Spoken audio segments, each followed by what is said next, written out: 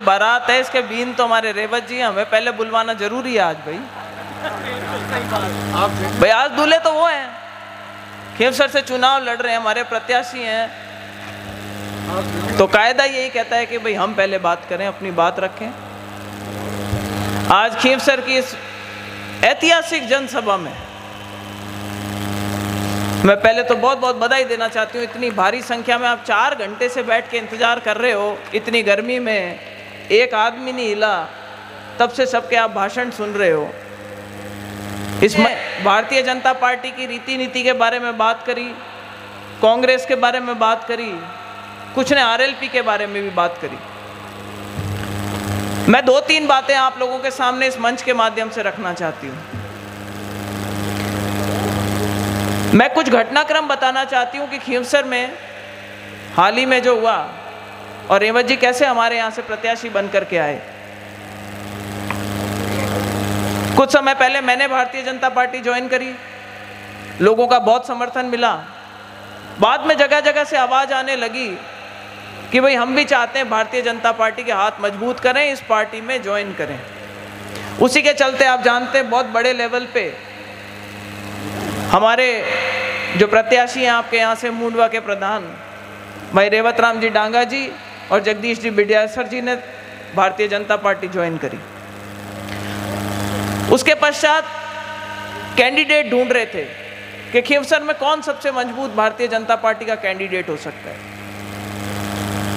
Party ने एक सर्वे करवाया और उस सर्वे में जो सामने आया ज्वाइनिंग के बाद में कि रेवत डांगा जी शायद सबसे मजबूत प्रत्याशी साबित होंगे, उसके चलते आज ये इनको टिकट मिली है।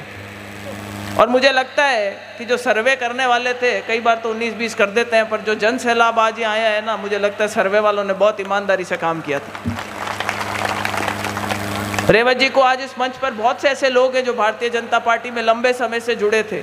देखो, एक बार को किसी के मन में हो सकता है कि भाई मैंने पार्टी के लिए बहुत काम किया, मैं बहुत साल से पार्टी से जुड़ा हुआ था, जिन्होंने कल ज्वाइनिंग करी आज उनको कैसे पार्टी ने टिकट दे दी। वाजिब है, मन में थोड़ा सा मायूसी आती है, लेकिन लगभग सभी वो लोग जो खींवसर से प्रत्याशी थे आज इस मंच पर हैं, उन सब ने अपनी बात रख के पुरजोर तरीके से रेवत डांगा जी का समर्थन किया है।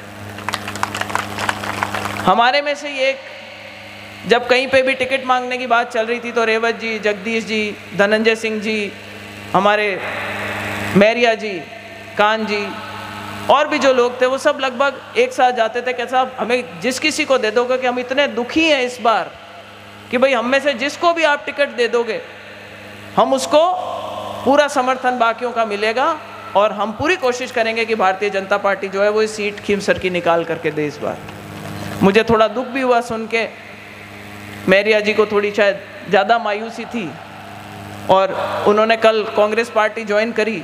मैं इस मंच के माध्यम से उनसे निवेदन करना चाहूँगी कि हमें आपकी ज़रूरत है, भारतीय जनता पार्टी के हाथ मजबूत करें, आप वापस आकर के परिवार में आएँ, इस मंच पे बैठे हम आपको पूरे मान सम्मान के साथ में आगे रख के चलेंगे और ये हम सब की लड़ाई कॉमन लड़ाई है। ये बहुत घटनाक्रम जिस तरीके से चल रहा है आप जानते हैं, टिकटों के बाद टिकटें निकल गई, नागौर और खींवसर के कैंडिडेट लास्ट में जाकर के अनाउंस हो रहे हैं।